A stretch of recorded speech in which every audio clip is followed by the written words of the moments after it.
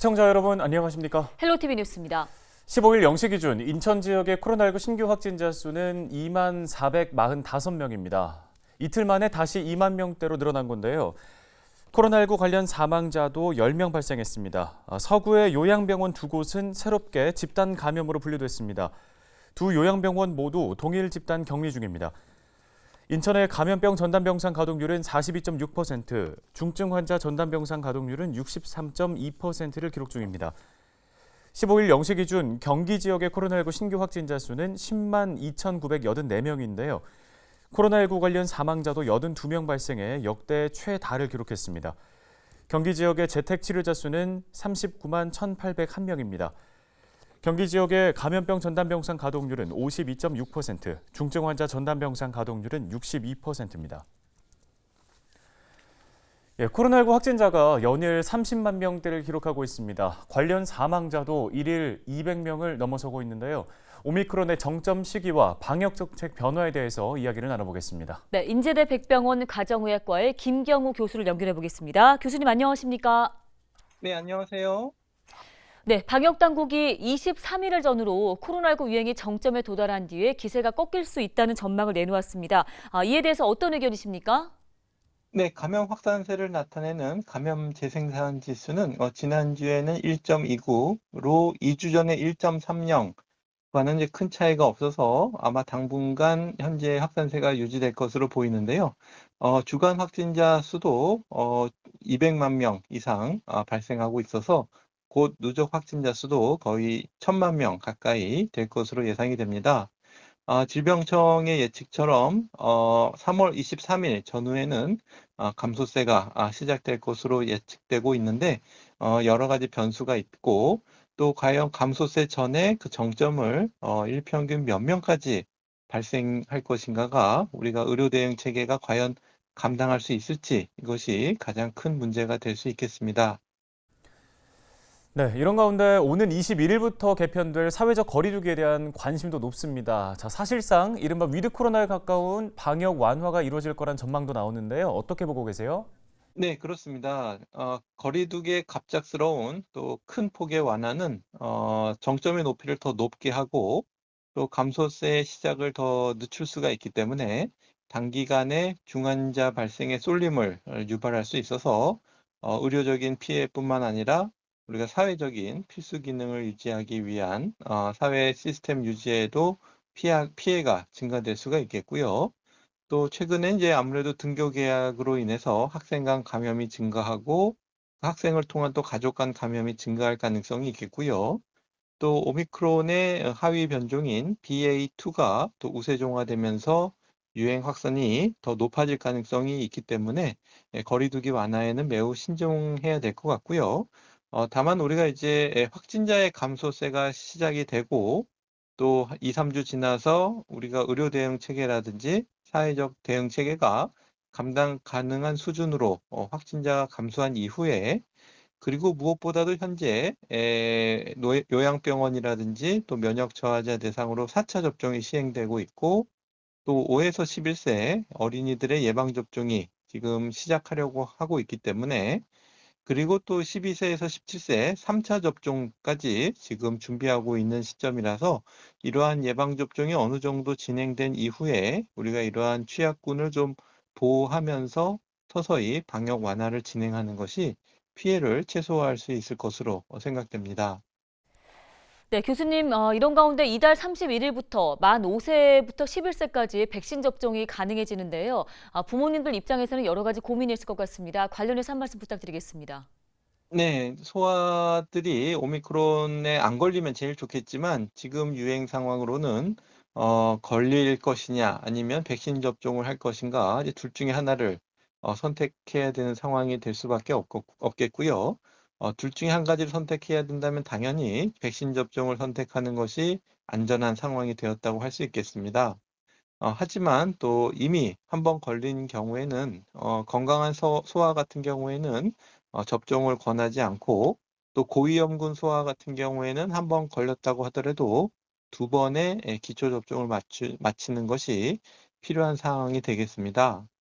소아 백신의 안전성에 대해서 많이 걱정을 하시고 계시지만 주요 해외에서 많이 이미 접종이 시행된 바에 따르면 중대한 이상 사례는 보고되지 않고 전반적으로 안전하기 때문에 접종하셔도 큰 무리가 없겠고 또 효과성 면에서도 지금 아무래도 오미크론에 대해서 감염 예방 자체에 대한 효과는 좀 떨어질 수 있지만 역시 중증화로 진행되는 것을 예방해준 효과는 여전히 있기 때문에 특히 이 면역이 떨어져 있는 소아라든지 비만하다든지 또 호흡기 질환, 또 심장 질환, 간 질환과 같은 만성 질환이 있는 고위험군 소아의 경우에는 반드시 예방 접종에 참여해 주시는 것이 매우 중요하다고 할 수 있겠습니다.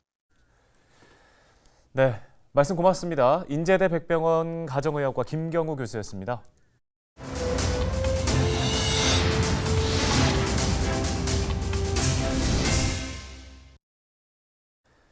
학교 부정 문제는 김포가 겪고 있는 고질적인 문제입니다. 일정 시점이 되면 학생 수가 줄어들 것이라는 교육 당국의 예측과는 달리 학부모들은 갈수록 과밀학급이 심해지고 있다고 말합니다. 네, 어떤 이유 때문인지 이세진 기자가 현장을 다녀왔습니다.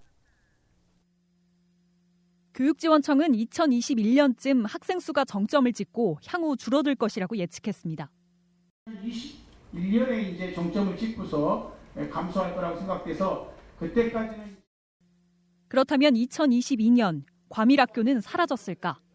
김포에 사는 초중학생 학부모에게 물었습니다. 아이들 반 학급수만 봐도 알 수가 있어요. 그거는 그 수치를 저희가 굳이 교육청에 몇 명입니까 물어보지 않아도. 가중될 수밖에 없는 상황이고요. 그거는 뭐 인구 증가 추이나 이거로 봐서 명확한데 인구는 감소하는 방향으로 갈 것입니다라는 그런 전제하에 그 소설 같은 이야기를 지금 하고 있거든요. 학교 증축은 이미 한계치에 다다랐습니다. 2년 전에 개교한 초등학교가 지금 증축을 결정했다는 건 그 전에 벌써 수요 예측이 너무 정확하게 빗나가고 있고 초등학교가 증축을 하면 그 초등학생들이 졸업을 해서 중학교를 간단 말이죠. 그러면 중학교는 그때 되면 더 모자라는 상황이 되거든요. 실제로 학생 수가 꽉 찬 중학교가 늘면서 학생들의 학교 선택권도 줄었습니다. 집 앞 학교 대신 도보 40-50분 거리 학교로 통학해야 하지만 불편한 교통 여건은 학생들이 감당해야 할 몫으로 남았습니다. 등교하는 버스도 없을 뿐더러 하교하는 버스까지 직행으로 집으로 오는 버스가 없더라고요. 학원 셔틀버스를 아침에 아이들의 등교버스로 이용을 하고 있습니다. 그 차를 타고 아이들이 등교를 하다가 사고가 나면 아무도 책임져 줄 수가 없거든요. 그럼에도 불구하고 우리 아이들 그 버스 태워서 보냅니다. 학부모들은 교육 행정에 책임을 묻습니다. 정확한 중장기 계획을 수립을 해서 좀 해야 되는데 좀 일이 터지면 증축을 해서 아이들을 그냥 끼워놓고 중학교 하나를 만드는 게 그 정도로 힘든 거다라고 얘기를 하십니다. 그러면 애시당초 아파트를 짓지 말았어야죠. 허가도 해주지 말고 차라리. 학부모들이 궁극적으로 바라는 건 학교 신설입니다. 다만 신설이나 재배치가 현실적으로 어렵다면 당장 직면한 교통 문제부터 해결해달라는 요구입니다. 근거리로 학교를 다니면 너무 좋죠. 근데 못 다닐 수도 있죠. 아이들은 계속 늘어나고 뭔가 자꾸 인구는 증가하니까요. 그렇지만 아이들이 적어도 안전하게 통학해야 되는 권리는 지켜줘야 하는 게 맞고. 과밀학교가 나아질 것 같냐는 질문에 학부모들은 이렇게 답했습니다. 교육의 질은 더 떨어지고 있는 것 같아요. 아이들이 늘어나면 급식실이 필요하고 특별활동실이 필요하고 더 넓은 운동장이 필요하고 오히려 저희는 아이들이 많아져서 그 학교에 다 들어가서 그냥 교실에 책상을 좀 더 늘리고 교실 몇 개를 늘려서 해결할 수 있는 방법을 아무도 찾지 못하고 아무도 책임을 안 져요.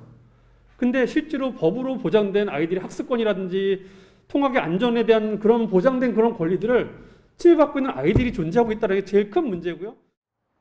한편 올해 김포 지역 초중학생 인구는 지난해보다 4,000명 가까이 늘어 처음으로 5만 명을 넘었습니다.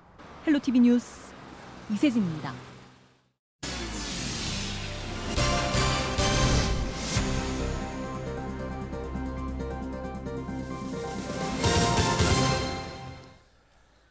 다음 소식입니다. 인천시가 코로나19 극복을 위해 약 3,800억 원을 추가로 시민들에게 지원합니다. 인천시는 재해구호기금과 중소기업 육성기금 등을 활용해 비용을 마련한다는 계획인데요. 이는 확진자 생활비 지원과 취약계층 자가진단키트 지원, 소상공인 특례 보증, 임대료, 세제 감면 등에 사용될 예정입니다. 국민의힘 부천 정선거구 서영석 당협위원장이 15일 오전 부천시장 출마 기자회견을 갖고 핵심 공약을 발표했습니다. 지난 10일 예비후보 등록을 마친 서영석 위원장은 광역동 폐지와 부천 시흥 통합 특례시 추진, 소각장 광역화, GS 파워 증설 철회와 시설 현대화 등을 포함한 9개 핵심 공약을 내세웠습니다. 부천 시민과 함께 소통하고 협치하면서 그리고 공정과 상식이 통하는 그러한 부천시를 만들어 보겠다는 그런 각오하에 이번에 시장 출마를 하게 되었습니다. 김동근 국민의힘 의정부 갑 당협위원장이 15일 오전 예비후보자 등록을 마치고 의정부시장 출마를 선언하는 기자회견을 가졌습니다. 김 예비후보는 지하철 7호선 복선화와 8호선 연장사업 추진, GTX-C 노선 조기 완공 추진, 고산동 물류센터 백지화, 도봉 면허시험장 이전 철회 등을 주요 공약으로 제시했습니다.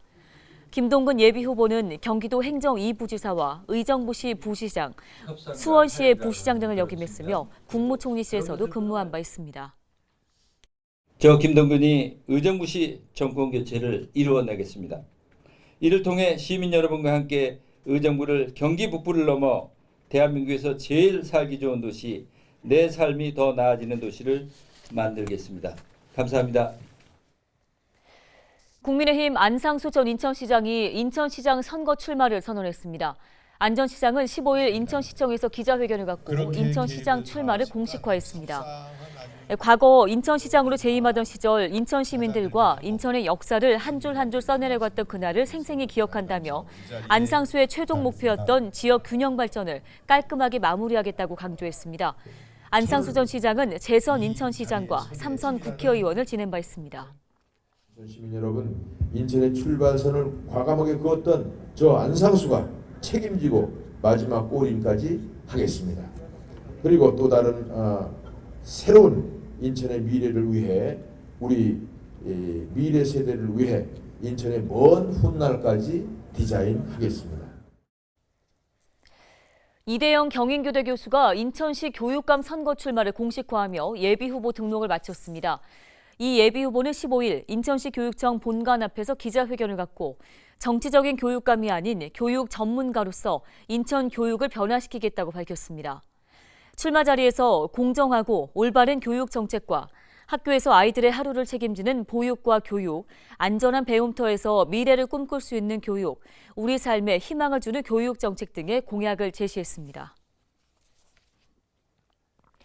경기도가 6월까지 도 전역을 대상으로 부동산 거래 가격 거짓 허위 신고와 중개 불법 행위에 대한 도 시군 합동 특별 조사를 실시합니다.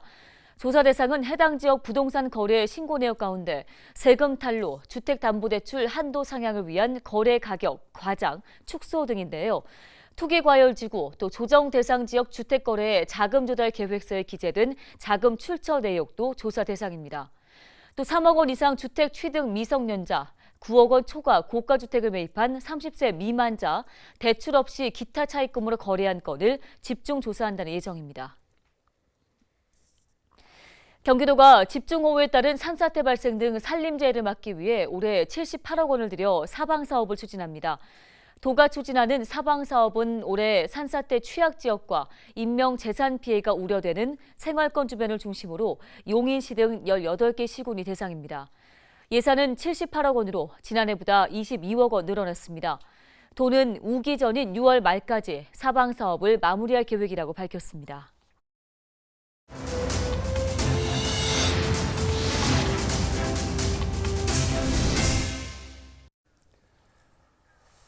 오늘 헬로티비 뉴스가 준비한 소식 여기까지입니다. 네, 시청해주신 여러분 고맙습니다.